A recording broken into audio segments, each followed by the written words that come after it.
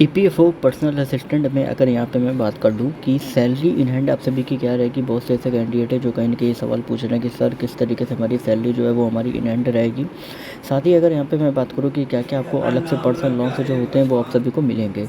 दोनों चीज़ों के बारे में हम डिटेल में बात करेंगे क्योंकि ईपीएफओ का जो कहीं न कहीं जॉब है वो कहीं न कहीं बहुत सारे कैंडिडेट इसके लिए प्रिपरेशन करते हैं। अब इसके लिए यहाँ पर मैं आपको बता दूँ देखो सबसे पहली चीज़ कि आपके कंपोनेंट होते हैं। एक तो होता है आपका बेसिक पे होता है, दूसरा आपका होता है डीए होता है, तीसरा आपका आता है एचआरए आता है, चौथा आता है आपका टीए आता है। फिर इसके बाद आपका जो रहता है वो आपका रहता है एफएमए। ठीक है, 4 कंपोनेंट होते हैं। बेसिक आपको पता है कितना अभी चल रहा है, 44,900 आपका चल रहा है। डीए अभी आज के डेट में 46% चल रहा है, लेकिन अभी इंक्रीज होगा अप्रैल में तो 20,654 रुपये आपका डीए हो गया। एचआरए अगर यहाँ से आप देखोगे तो 12,123 रुपये आपका कितना हो गया, एचआरए आ गया। टीए देखो तो 5256 रुपये आपका कितना हो गया, टीए हो गया। और एफएमए जो होता है ये 2,000 रुपये फिक्स्ड मिलता है। ठीक है, अब एफएमए क्या होता है, जहाँ पे सीजीएचएस की फैसिलिटी नहीं होती वहाँ पे अलग से आपको फिक्स्ड मेडिकल अलाउंस होता है, ये आपको 2,000 रुपये आपको दिया रहता है। जहाँ पे सीजीएचएस की फैसिलिटी है जैसे दिल्ली हो गया, हैदराबाद, मुंबई, चेन्नई, जितने भी एक्स सिटीज़ है, क्योंकि एक्स सिटी की सैलरी आपको यहाँ मैं आपको दिखा रहा हूँ, तो जो भी यहाँ की सिटी होती है वहाँ पर ये आपको नहीं मिलता है। ठीक है, तो ओवरऑल अगर आपको कैलकुलेट करोगे तो 84,933 ये आपकी कौन सी सैलरी है, ग्रॉस सैलरी आपकी है, ग्रॉस है।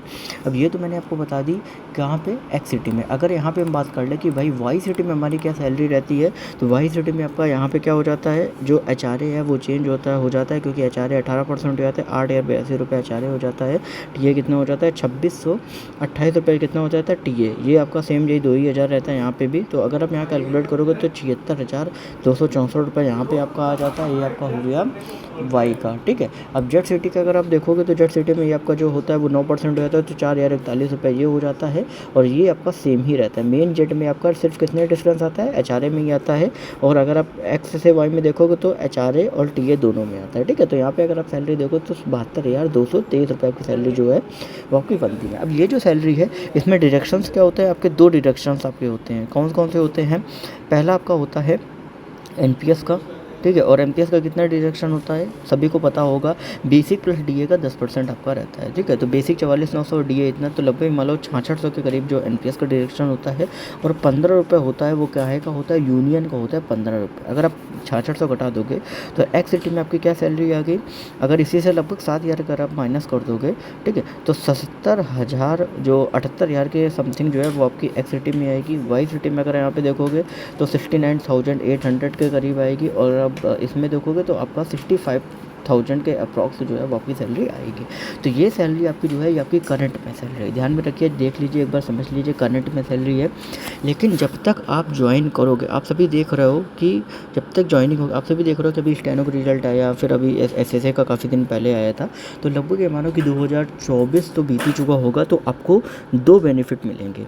पहला ये बेनिफिट मिलेगा कि अभी जिस तरीके से जो अप्रैल में जो आपका डीए है वो इंक्रीज होगा जो कि 4% है। और नेक्स्ट वाले में हो सकता है कि जुलाई से अगर आप दिसंबर के बाद में अभी अगर आप ज्वाइन करोगे तो 3% को, तो 7% का ये इंक्रीज मिलेगा। प्लस एचआरए में आपका जो है, एचआरए का अभी जो चल रहा है वो 9, 18, 27 का स्लैब चल रहा है। 50% जैसे डीए पहुँचेगा तो वैसे ही एचआरए स्लैब 10, 20, 30 हो जाएगा। तो लगभग मानो कि 10% का जो इंक्रीज है वो देखने को मिलेगा। तो जब तक आप ज्वाइन करोगे तब तक आपको सैलरी जो है वो, अगर आप एक्स सिटी में कैलकुलेट करोगे तो आपको यहाँ पे 82,000 के करीब सैलरी आपको मिलेगा। वाई सिटी में अगर आप कैलकुलेट करोगे तो वहाँ पे जो आपका सैलरी हो जाएगा वो आपका 74 के करीब हो जाएगा।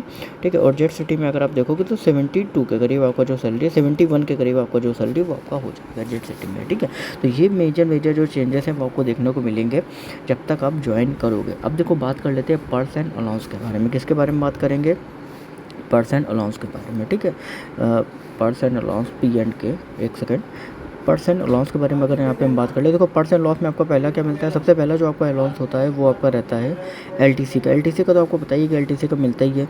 दूसरा यहाँ पे जो आपको अलाउंस आप सभी को रहता है वो आपको रहता है चिल्ड्रन एजुकेशन का अलाउंस का। चिल्ड्रन एजुकेशन अलाउंस होता है जो कि अभी आपको 27,000 आपको मिल रहा है। ठीक है, फिर बाद में ये इंक्रीज होकर कितना हो जाएगा, जैसे ही डीए 50% ऊपर पहुँचेगा इंक्रीज होकर 33,250 के करीब आपका पहुँच जाएगा। तो ये इंक्रीज होकर मिलेगा। एलटीसी का आपका वही रहेगा। ठीक है, तो दूसरा ये हो गया। तीसरा अगर यहाँ पे हम देखेंगे तो तीसरा आपको अलग से जो बैग का जो फैसिलिटी होता है ना, जो आपको हर 2 या 3 साल में आपको अपना बैग का क्लेम आपको मिलता है, जो आप बैग कैरी कर सकते हो, तो उसका भी आपको क्लेम मिलता है। तो लगभग यही 3 अलाउंस जो होते हैं यहाँ पे आपको मिलते हैं। बाकी इससे रिलेटेड जो भी अपडेट रहेगी आपको मिलती रहेगी। चैनल को सब्सक्राइब कर लीजिएगा। नीचे टेलीग्राम ग्रुप का लिंक है, वहाँ ज्वाइन कर लीजिएगा। आपको एडमिट कार्ड वगैरह का लिंक दिए जाएंगे।